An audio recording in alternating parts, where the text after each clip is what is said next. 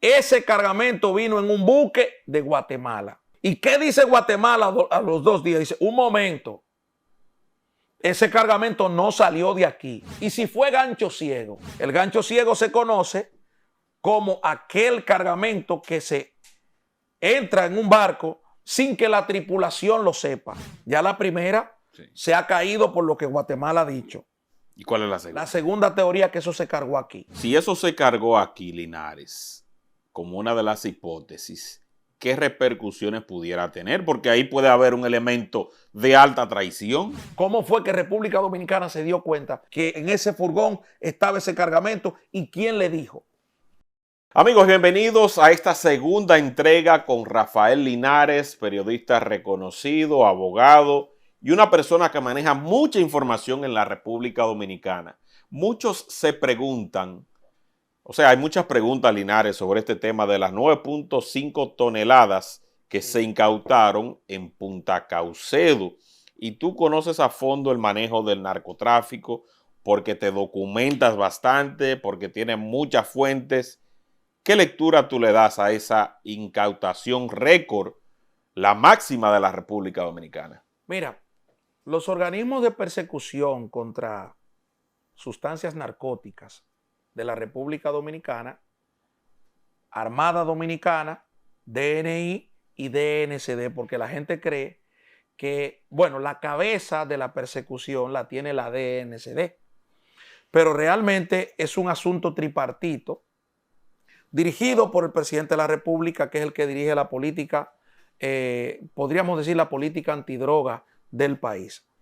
El presidente coloca al ministro, al que va en la Armada Dominicana, al que va como presidente de la DNCD y al DNI. Entonces, esas tres instituciones son claves para la persecución contra el narcotráfico, muy claves, porque manejan todo lo que es el sistema de inteligencia. Ya entonces se van a agregar otras agencias importantes en la medida que vaya la solicitud. Por ejemplo, quienes custodian o quienes supervisan las actividades en el mar es la Armada Dominicana. La incautación de 9.5 toneladas de sustancias narcóticas, como ha configurado la DNCD, sin lugar a dudas que es un tema que llama la atención en la República Dominicana, porque es algo nunca visto. En prima fase hay que felicitar a la DNCD por la incautación de lo que son los 900 y tantos kilos de cocaína. Pero por otra parte, hay que hacerle preguntas tanto a la DNCD como también hay que hacerle preguntas a todo el organigrama de la inteligencia dominicana. ¿Qué dijo la DNCD cuando ocupa el cargamento? Dice, ese cargamento vino en un buque de Guatemala. ¿Y qué dice Guatemala a los 2 días? Dice, un momento, ese cargamento no salió de aquí.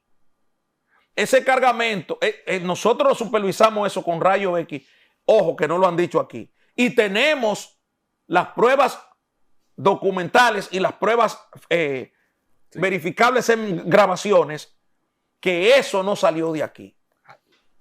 Entonces ahí hay una contradicción y la gente dice, y la gente ve esto sencillo. Ahora yo pregunto, ¿por qué Guatemala está diciendo que eso, está enfatizando, eso no salió de aquí? Porque Guatemala es un país altamente vigilado por las agencias federales de los Estados Unidos. Sí, porque viene fungiendo como un puente ante cualquier eventualidad en México. Exactamente, hace frontera con México. Pero cualquier narcotraficante en cualquier operación de narcotráfico ve más factible transportar eso desde México, que hay más puertos que en la República Dominicana, que hay estructuras que te pueden llevar esa mercancía hasta donde tú quieras. Las estructuras del narcotráfico dicen, no, pero es más barato por aquí. Oye bien, es más barato y seguro por aquí, por México, que trasladarlo a la República Dominicana. Entonces eso abre muchas interrogantes. ¿Qué está pasando en la República Dominicana que ya los narcos están prefiriendo esto como puente? ¿Por qué es tan atractivo el país en este momento? Es atractivo porque el narcotráfico utiliza todas las vías lícitas para introducir sus cargamentos y para introducir sus negocios. Mira, es tan complejo el estudio de este tema que, por ejemplo, en Panamá tú constituyes una empresa en un día, una empresa naviera en un día, carga un buque de lo que tú quieres en un tiempo establecido y lo tira al Caribe o al Atlántico o a lo que sea. O sea, entonces tú no tienes suficiente control en términos societarios a menos que el país te colabore. Entonces, cuando Guatemala dice eso, yo analizo, producto del estudio que tengo sobre estos temas, digo, ¿y si fue gancho ciego? El gancho ciego se conoce como aquel cargamento que se entra en un barco sin que la tripulación lo sepa. Pero surge otra pregunta. Pero es que no fueron 2 kilos que cargaron, ni fueron 3, fueron 985. 1 tonelada. 9.5 toneladas. Sí, exacto, 9, casi 10 toneladas. Eso no lo carga una sola persona, eso no lo carga una sola estructura, eso no lo cargan 2 estructuras, eso es un pool. ¿A qué se llama pool en el narcotráfico? Bueno, tú tienes 100, este tiene 50, aquel tiene 200, aquel tiene 40, aquel tiene 20. Lo reúnen todo y se van en esa vuelta, como se dice. Y no pudo haberse dado que esa embarcación ya en alta mar, cuando salía de Guatemala a la República Dominicana, fuese cargada con esa droga. No, porque recuérdate que hay un volumen muy grande también. Es un volumen muy grande y para tú hacer eso no lo puedes hacer en gancho ciego, porque el gancho ciego es cuando la embarcación está detenida. Cuando está en puerto. En puerto, el gancho ciego. Lo define claramente Ana Lilia Ramos en su libro Mares de Cocaína. En la página creo que 34 o 36, yo le estaba estudiando ayer. Porque cuando se dan estos casos de en República Dominicana, yo veo la evolución del narco en República Dominicana. Y como uno tiene tanta lectura en estos temas, uno dice, pero ven acá, ese gancho, primero no es gancho ciego, eso se cargó en una parte, pero está la segunda teoría. Ya la primera se ha caído por lo que Guatemala ha dicho. ¿Y cuál es la segunda? La segunda teoría es que eso se cargó aquí. Ay, pero es peor todavía. Y si eso se cargó aquí, entonces, oye, ¿cuál es el grave problema también para las autoridades? Que era lo que te decía con el tema de España. Es que no estamos solos. Hay agencias federales, por ejemplo, la DEA. La DEA tiene que investigar ese caso porque estamos hablando de 1 tonelada de cocaína. De 9.5. Perdón, de casi 10 toneladas de cocaína. Claro. O sea, ahí te va a entrar el FBI, ahí te va a entrar la Guardia Civil española. ¿Por qué la Guardia Civil? Porque aún eso vaya a Bélgica, eso pasa por un puerto, eso puede pasar por un puerto español. Mira, oye, ¿cuál es el otro problema de la ruta náutica utilizando a la República Dominicana como nodriza? Ha habido una reestructuración en el tema de las rutas del opio, de la propia cocaína, por la guerra de Ucrania en Europa. Así como se han modificado rutas comerciales lícitas, las rutas comerciales ilícitas se han modificado también. Entonces, cuando te cargan aquí un contenedor y te le ponen 10 toneladas, eso se va a distribuir en parte en Bélgica. Pero una parte se va a quedar en Francia. Y otra llega a España. Que hacen frontera. Y otra parte llega a España también. Pero también hay otra que se va a Alemania. Es decir, es toda Europa. ¿Y qué se está haciendo para abastecer el mercado europeo? Cabe destacar que el mercado europeo representa en consumo de esos seres humanos europeos que consumen estupefacientes, el 39%. El 39% de toda la mercancía narcótica que se transporta en el mundo, el 39% lo consume Europa. y el 47% lo consume Estados Unidos. El 14% restante lo consume América Latina. Por eso es que hay tanta violencia y tanto desastre aquí en estos países chimichurreros. ¿Tú entiendes? Y que la juventud no esté en estudio, que lo que esté en eso, entretenida. ¿Por qué? Porque el 14% de la mercancía ilícita narcótica se queda, se consume, se queda en estos países latinoamericanos. Pero si eso se cargó aquí, Linares, como una de las hipótesis, ¿qué repercusiones pudiera tener? Porque ahí puede haber un elemento de alta traición a lo interno de esos capos. Bueno, ahí falló, según la información que yo tengo, ahí falló la supervisión o el vaqueo de la seguridad de ese cargamento, porque eso no lo va. Estamos hablando de que eso no lo cargaron 3 gente, eso fue algo. Pero mira, misteriosamente tú no conoces un video aquí de nada de lo que se ocupa ahí adentro, nada, porque todo eso es adrede. Todo eso es adrede que se carga, que se hace para que no se lleguen a las No hay cámara de vigilancia. No, nada de eso. Hay algunas cámaras ahí adentro, y eso se maneja herméticamente ahí y ya. Y mañana vienen otros casos, mañana viene otro escándalo y se tapó. Los empleados que fueron temporalmente detenidos ya lo enviaron para su casa. Porque no hay forma de detenerlo ni de acusarlo. Porque ¿dónde está el decomiso de los bienes? La incautación de algún bien. Se supone que si llegó un cargamento de Guatemala, y que ese cargamento va a parar en República Dominicana de tránsito, tú no tienes que apresar a nadie, porque eso va de tránsito. Ahora, la supervisión, la verificación de República Dominicana, en prima fase detectó que ahí iba un cargamento de 10 toneladas de cocaína. ¿Qué significa? Que si es verdad la posición de la DNCD, que es la oficial y es la que tenemos que comenzar a analizar, si es así, entonces, ¿quién dio el parte en Guatemala? Mire, para allá va un cargamento, cuidado, en tal furgón, en tal cosa, con la numeración tal, ahí hay un furgón de tanto, que presumiblemente creemos que va 10 toneladas de cocaína. Entonces, hay una Guatemala ha dicho, yo no he colaborado con eso. Oye lo complejo que es. Eso es grave. Oye lo complejo. Guatemala. Sale un buque de Guatemala que dice Guatemala que verificó y que estaba todo ready.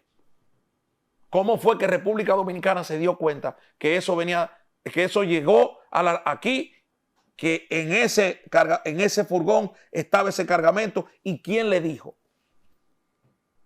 Porque hay agencias federales ahora preguntándose, pero vean aquí, ¿de dónde salió eso? Entonces hay otra teoría que es la que dice que eso se cargó aquí. Y hay un pool. Entonces, si eso es así, yo siempre he dicho, hay que reconocer el trabajo de la DNCD. Sí, hay que reconocer. De la Armada. También. Ahora, esos son los gatos, en el mejor ejemplo, en el mejor ejemplo. Los que cazan. Los que cazan los ratones en el patio. Tú tienes 3 vertederos de basura y tú tienes un criadero de ratones. Y por más cosas que tú le hagas, tú no lo acabas. Entonces, ¿qué tú haces? Ven acá, búscame 10 gatos y ponlo ahí, que tú verás cómo se van a acabar.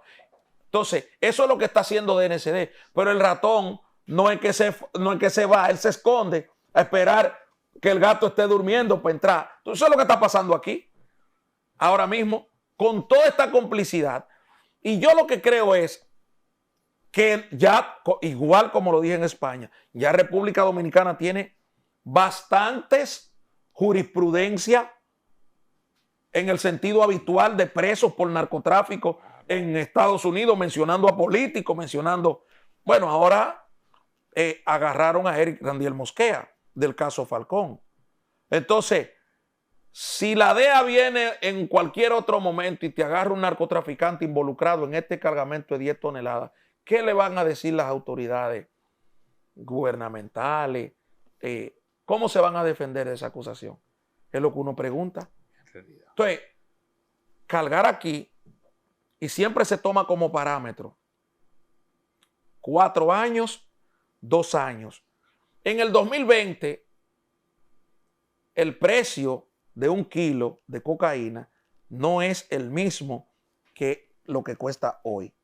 Ese cargamento, según estimaciones, representaba aquí 250 millones de dólares 250 y 400 millones de dólares en Europa. En Europa, pero aquí en el 2020 ese mismo cargamento representaba cerca, mira, todavía es tan peligroso lo que están diciendo que son unos locos viejos. 250 millones de dólares, eso es calculándote las 10 toneladas a 250 mil pesos el kilo. Menos de 5 mil dólares un kilo costar en la República Dominicana. En el 2020 costaba casi 600 mil pesos. ¿Por qué? Porque había escasez, porque había una verdadera lucha contra, que déjame decirte, parte de esa lucha también pertenece a Ulloa, porque Ulloa, presidente de la DNCD, era jefe del 6CC, que controlaba los puertos y aeropuertos del país. Es decir, que él también tiene méritos en esa. O sea, la lucha contra las drogas no es que tú agarres más o que tú agarres menos.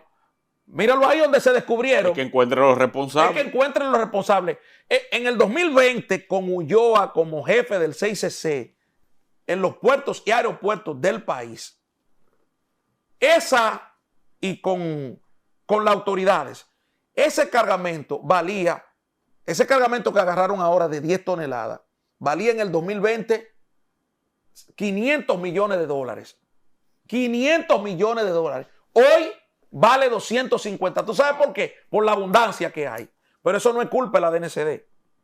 En Colombia, en Perú y en Bolivia, en vez de reducir la siembra, lo que han hecho es que han aumentado la siembra de las millones de hectáreas en temas en hojas de coca. Entonces, eso te produce una sobreproducción y ya tú no tienes no tienes 2 gatos cuidándote el patio, ahora tú necesitas 15. Y eso es lo que está pasando hoy en día. Es la producción en el sur, pero el 80% de la cocaína que se mueve en el mundo la suplen los cárteles suramericanos. ¿Y guarda esto alguna relación con el señor de la Operación Falcón que fue apresado en Colombia? Mira. Se ha especulado si sí o no, porque coincidió con el apresamiento. Mira, Eric Randiel Mosquea es una persona que tenía amplia ramificación con cárteles colombianos, venezolanos, y ese tráfico, esa vinculación la llevaba a traficar sustancias prohibidas hacia Estados Unidos. El Ministerio Público documentó que ese señor traficaba 2.5 toneladas de cocaína toda la semana. ¿Tú sabes cuánto es eso mensual? Wow. 10 toneladas, según lo que dice el Ministerio Público. 10 toneladas. Entonces, ese apresamiento, recuérdate que la DEA toma su tiempo, las autoridades del FBI toman su tiempo para apresarlo. La pregunta que hay que hacerse, José, y es que hay una ruta alterna para que estos capos salgan. Pues ese señor estaban buscando medio país. Y ese señor salió para Colombia y estaba ahí en una mansión en Colombia vivía. Igual como se fue César Emilio Peralta. Entonces, igual. Que le avisaron y se fue. Igual, y le dio chance hasta gozar un fin de semana en un hotel importante de Punta Cana. Entonces, ¿tú crees que eso no? ¿Tú crees que ahí funciona de que porque está en el gobierno? El narco no funciona así. Es que si usted tiene la posición detrás de usted que andan, olvídese de eso.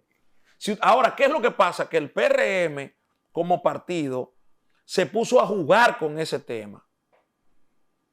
Y yo se lo decía, me criticaba muchísimo. Decían que yo era tremendista.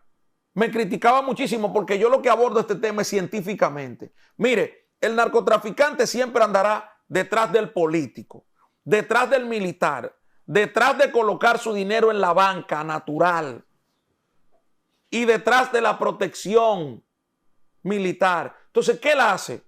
Él, José, el que está en la posición, busca a alguien que le llegue a José. Corromper a todo el que se quiera vender. Hermano, es que su trabajo es ese. Y el que no se vende lo amenazan. Entonces, o lo sacan del medio. Entonces, entre el que no se vende, la autoridad que lo persigue y la autoridad internacional que interviene, entonces en esos tres elementos es que hay una posible extradición. Entonces, ¿qué buscan los políticos? Ah, ese estaba ligado a ese estaba ligado a aquel, porque si vamos a ver, el Grandiel Mosquea financió parte de la campaña del 2020 del PRM en el este. La financió.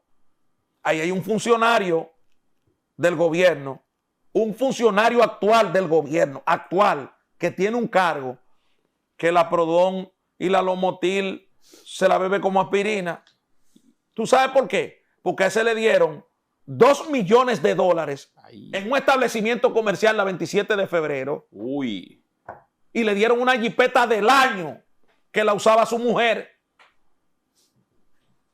Y hoy está apresado la persona que mandó los $2 millones y que mandó la jipeta Land Cruiser negra.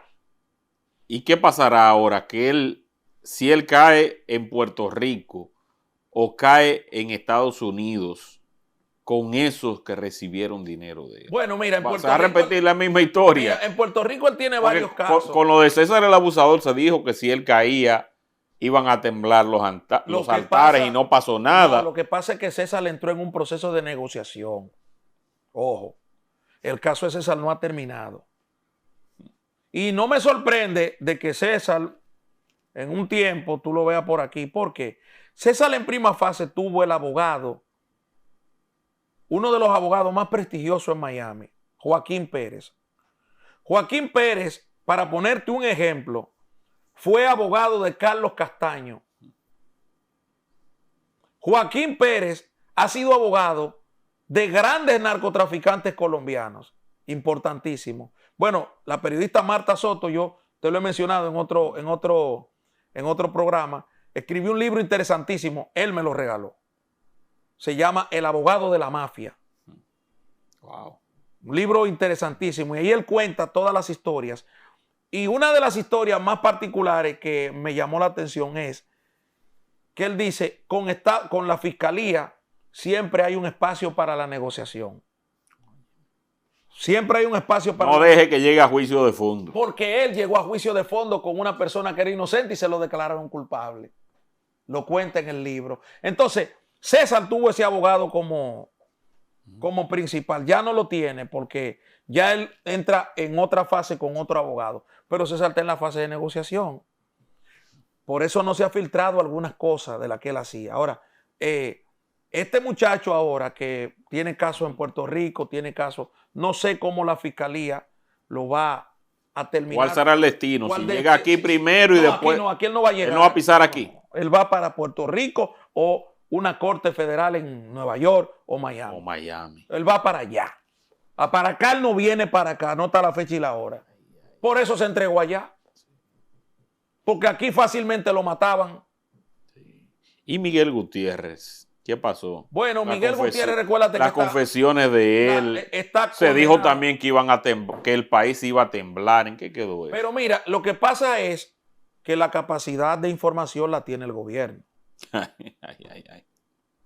Por eso la capacidad informativa la tiene el gobierno. Aquí hubo una filtración de un tema de narcotráfico recientemente que llamó mucho la atención en Palacio. La vinculación de Francisco Gómez Gómez alias Frico. Ay, sí, muchacho. Eso lo filtraron adrede en el propio gobierno de Luis Abinader. Esa es una filtración indeseada en el propio gobierno de Luis Abinader. ¿Por qué? Porque quien aparecía al lado del extraditable era José Ignacio Paliza, Giné Burdigal. Oye, la senadora de la provincia y el presidente del partido en el gobierno, ministro administrativo de la presidencia del gobierno, aparecían con un capo que estaba solicitado en extradición por traficar 1 tonelada de cocaína hacia los Estados Unidos, montarla en barco de lujo y mandarla para allá. Esa información fue filtrada adrede por funcionarios del gobierno para que Paliza no fuera canciller. Wow. Te estoy dando una primicia. O sea que por eso fue. Eso fue una filtración indeseada. para que tú entiendas. Entonces, pero se está jugando sucio a lo interno. el monopolio de la información lo tiene el gobierno. Entonces, aquí no hay periodistas, hay periodistas serios, honestos, pero no muchos se la quieren jugar dando una información, por ejemplo, de esa magnitud, de Miguel Gutiérrez y esas cosas. Porque la fortuna de Miguel Gutiérrez, pero a ti se te olvidó que Miguel Gutiérrez trató de cobrar estando preso en Estados Unidos. Sí, con abogado constituido aquí. Miguel Gutiérrez. Y ganó el caso. Entonces, eso le trajo una intranquilidad al gobierno. Lo que pasa es que eso se manejó. Y nadie lo publicó. ¿Por qué cuando a Miguel Gutiérrez lo mandan al centro de atención médica, al centro de psicología y esas cosas, autorizado por un juez en Miami, lo devuelven a la cárcel y dicen, sí, pero ya él está listo para el juicio? Porque él cogió un teléfono y comienza a llamar gente y a cobrar gente y a cobrarle a gente.